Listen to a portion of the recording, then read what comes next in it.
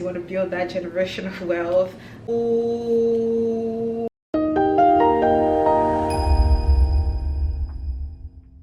Hello everyone, welcome back to my channel. Is your favorite YouTuber. Just kidding, or not. It's Ursula Sebastine again, and I am so happy to welcome you to my couch, welcome you to my channel. This is Couch Conversations with me. So what are we doing? Well, if this is your first time, hugs and kisses to you. If you're returning, hugs and kisses to you too. I am so glad that you made your way here today, because we're actually talking about some really fun but serious topics. So today I'm going to be going a bit deeper, especially for people who are looking to move here for studies. Now, if you haven't watched some of my previous videos about, you know, why you want to do an MBA, or if you've decided to do an MBA, what you should keep in mind, then you should definitely watch it. All right, you should see some reference to the video somewhere on the screen, so click it and watch. Not now though, or like after this video.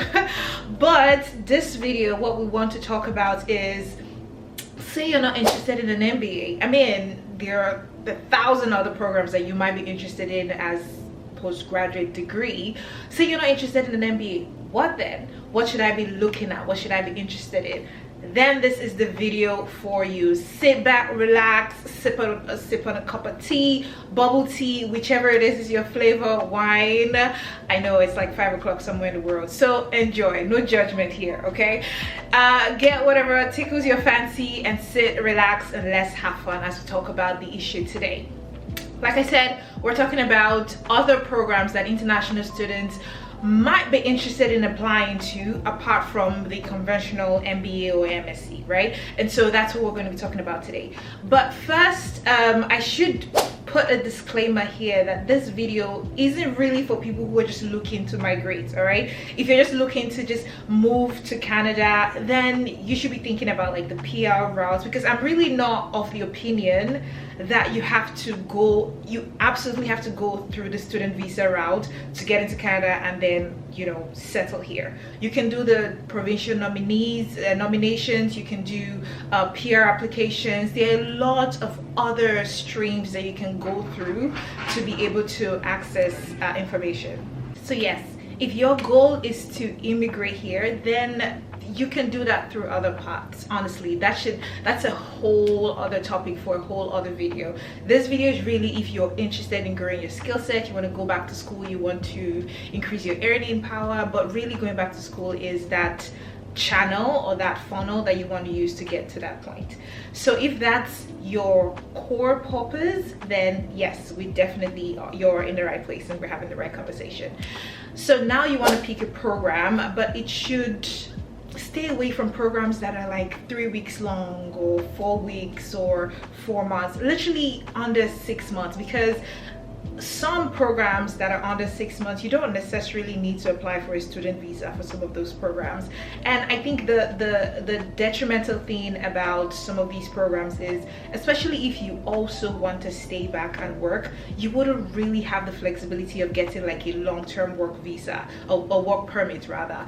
The longer your program, the more chances you have of getting a 2-year, 3-year work permit by the time you're done studying. So my first point would be, look for a program that is registered as part of the designated learning institute, like a DLI, and also is relatively long-term. I know there are other things to consider like cost and your field of interest, but the core thing is to look for a program that is relatively long. I would say like 8 months to a year. Honestly, rule of thumb should really be a year, just so that you can get as much work permit time in your work permit as you can. And then make sure that the institution is under the DLI list, and you should be able to find that on the Canadian website. The next point is you want to do your research to know what are the top skills in the province that you're looking to settle in. All right, if you're looking at a province like Ontario, what skills really are the most sought after skills. What skills are the in-demand skills that you should be looking forward to? Now, there's a fine balance. You just don't want to say for instance, you're a medical professional and then you do your research, and in Ontario the top skills are like that data scientist, or just an example. You don't want to do something that is way out of your previous career or your previous educational path, or your literally your life before moving here, because then it starts raising red flags and just looks really shady.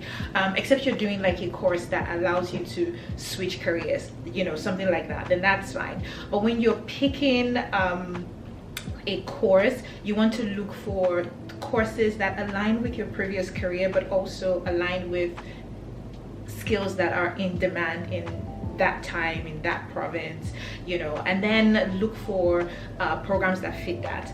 Websites that really help with picking out skills that are in demand, like Indeed.ca, Glassdoor, there's Blind as well. There are a bunch of other websites that you can go, just sit on it and just take your time. Really don't rush, take your time, identify some of those skills, identify how they align with your future goals and how they align with where you're coming from, just so it's easier to tell a story around when you're applying for your student visa. Okay, and then if you're part of the cohorts that really just want to come here and start a business, you want to build that generational wealth, absolutely, I really love to see entrepreneurs here, just because there are really a good number of platforms that you can leverage to land here, start your business, and really it has its own challenges, don't get me wrong, but there are platforms that will support you. Say you're interested in business, it might be expensive, but then that's a route that is available to you. There are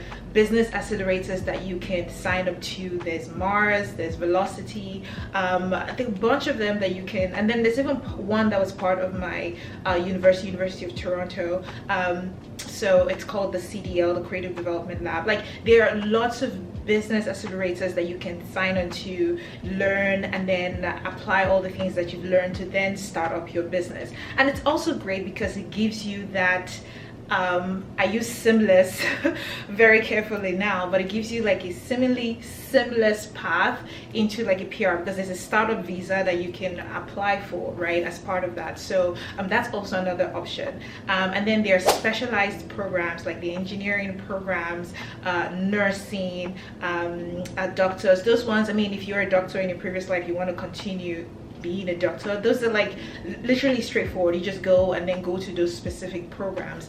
There is, for engineering, there's the CAEB, I believe that's what it's called. It's just associations where you can look for programs under those associations, and then sign up to them, and they're really accredited, right? So you wouldn't have to worry about getting like your work permits by the time you're done. But then when I say specialized programs, I'm thinking the lawyers, the nurses, the doctors. If you're moving from another country and moving here, that's a no-brainer. You have to take those specialized programs, take those specialized exams, just so that you can be able to settle in, get that work permit, work, and settle into corporate Canada, and start building your path into like fully staying here post your program. Again, this is if you have the intention of staying back by the time you're done with your program. Okay, the last thing that I wanted to point out is, like I said, while your goal is to improve on your skill set, go back to school and gather all of that information just so that it propels you further in your career, you might also have that intention of staying back, really, which is the core purpose of this video. Like, your goal is to be gather some knowledge, increase your skill set, and then stay back and be immigrated. Is that the word? Really just flow seamlessly into the corporate Canadian workspace. Now, if that is your goal, you really want to make sure that you're picking the right program, because some of these programs would give you additional points when you eventually want to apply for PR, or whichever path of whichever immigration path you choose. Say for instance, when I did my MBA, I came in as a student, and that's a different topic for another video. I came in as a student and then transferred to PR, but then my program gave me like a solid, I think almost 500 points, I think, when I was eventually then applying for PR. So your program could give you like a really good head start when you're putting in your application and getting set to get that invitation to apply from IRCC. Another thing is, say you take this program from a particular province, you could be setting yourself up for a provincial nomination, for instance. So those are things to consider when you're picking a program. There are lots of moving pieces. I know it's not black and white, but you definitely want to put those things into consideration when you're picking a program. Again, this is just tips and pieces of the larger scale of information that's out there. So you still want to do your research and see, okay, if it's not an MBA, if it's not an MSc, what are the other options that are available to me to, one, position me better in corporate Canada, to improve my skills, expand my skill set, and also give me that seemingly smooth transition into permanent residency here. So those are pieces that you want to consider. And again, this is just a 10-15 minutes video. You still need to take your time, do all your research. The purpose of this is really to give you some pillars of direction that you can then use and run with when you're doing your fuller research. So I hope this was really helpful to you, and if you have any questions, like specific programs, like examples of specific programs apart from the ones that I've mentioned, you can put it in the comment section. If you've watched all the way till now, thank you. Now is a good time to click the subscribe button and follow me on Instagram, Ursula Sebastine, and Couch Conversations, which is where we'll be putting all the tea. You know what I mean. Anyway, so thank you for hanging out with me on my couch today, and I will see you at the next one. Bye.